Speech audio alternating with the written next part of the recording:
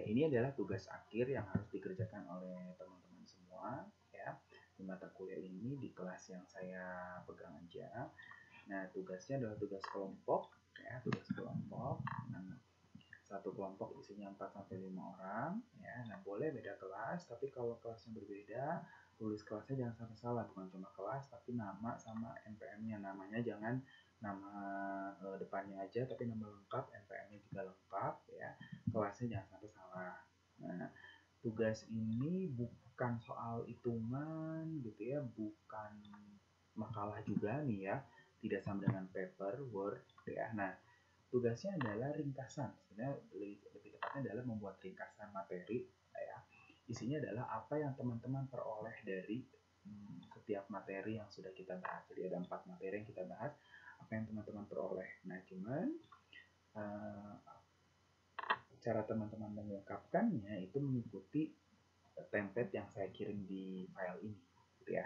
Nah, tugasnya nanti bisa dikumpulkan dalam bentuk Excel atau PPT ya, bukan di Word, bukan bisa Excel, bisa di PPT. Nah, ini tugasnya ya. Jadi tadi saya sudah sampaikan ya, menyampaikan ringkasan. Nah, jadi ikuti tabel ini. Gimana maksudnya mengikuti tabel ini? Gini, tabel ini tidak mungkin bisa diisi begitu saja di PPT ya, nggak mungkin bisa diisi begini, bisa tinggal diisi nggak bisa.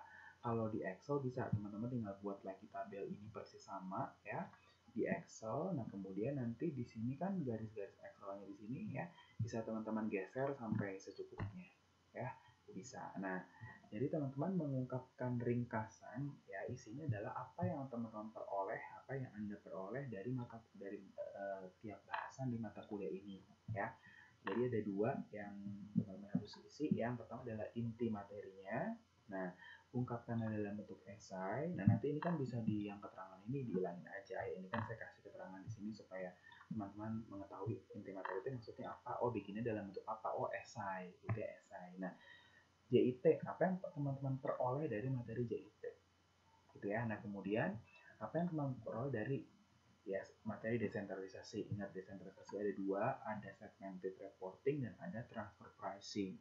Kemudian kalau JIT ada JIT purchasing, ada JIT production. BSC punya 4 perspektif, gunanya buat pengendalian. Performance measurement ada 4 alat ya gitu, nah seperti itu. Nah, yaitu apa yang teman-teman, itu cuma contoh aja apa yang diperoleh di sini. Ungkapkan semuanya yang teman-teman peroleh di sini, bebas. Misalnya mau ungkapkan dari gunanya apa gitu ya, isinya apa, terserah gitu ya. Ungkapkanlah semuanya di sini dalam bentuk esai ya. Nah, ungkapkan di sini. Nah, panjang atau pendek relatif. Intinya adalah intinya gini, bukan dipanjang bukan dipendek, tapi saya bisa menangkap bahwa teman-teman itu memperoleh sesuatu dari bahasan ini, seperti itu ya. Nah, sehingga tidak mungkin ya cuman 4, 5 atau 6 kata, itu nggak mungkin. Nggak mungkin juga cuma 2 sampai 3 baris, itu nggak mungkin. Ya mungkin kalau mau di standarisasi gitu ya, paling sedikit mungkin 6 sampai 7 baris ya. Yang satu barisnya mungkin bisa 8 sampai 12 kata. Gitu, nah seperti itu ya, seperti itu ya. Karena makanya nggak mungkin dibuat, kalau di PPT ini satu slide isinya semuanya bisa gitu kan, nggak mungkin ya. Bahkan mungkin satu slide aja isinya cuma 1 JIT doang dan 1 inti materi di sini. Ini apa nantinya setelah ini.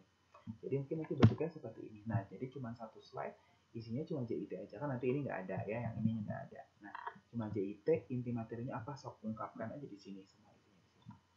Nanti habis inti materi baru buktinya.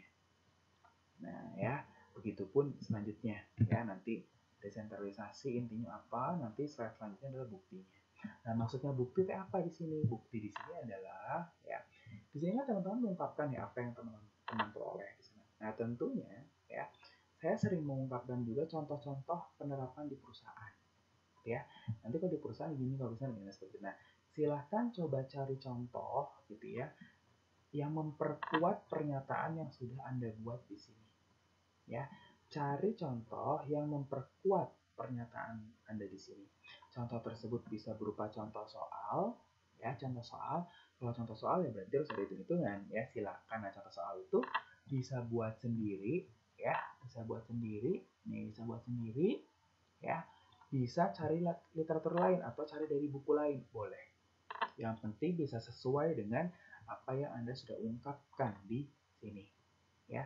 Bisa contoh soal buat sendiri, cari literatur lain bisa, pokoknya yang harus ada contoh soalnya di sini, dan harus ada contoh penerapan di perusahaan. Artinya Anda harus mencari perusahaan mana sih yang sudah menerapkan ini dan ceritakan sesingkat mungkin tapi jelas. Nah itu pasti kan nggak mungkin, kayaknya agak kalau satu slide dua bahasan, mungkin kalau fontnya 14 masih cukup gitu ya, silakan atur sendiri. Tapi kayaknya nggak mungkin satu ini 4 bahasan gitu ya, 2 bahasan aja nggak mungkin gitu ya. Nah seperti itu ya, seperti itu.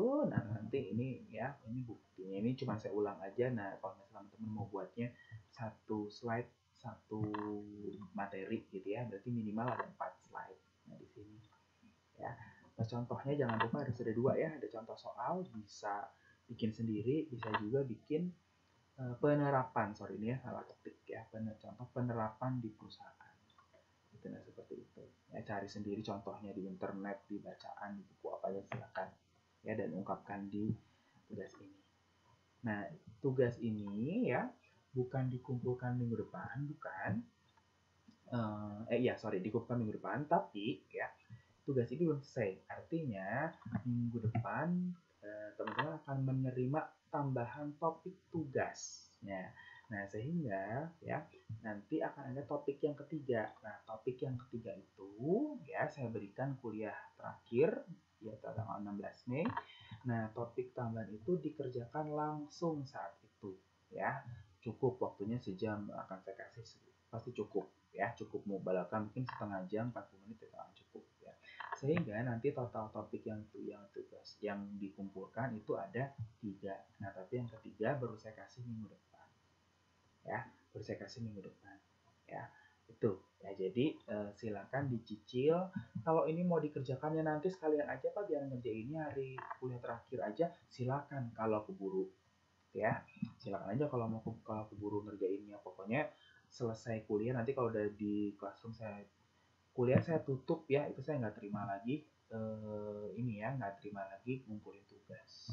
Nah seperti itu ya, gitu kan kuliah ditutup kuliahnya gitu. Nah seperti itu ya. Oke, itu aja tugasnya. Selamat mengerjakan, terima kasih.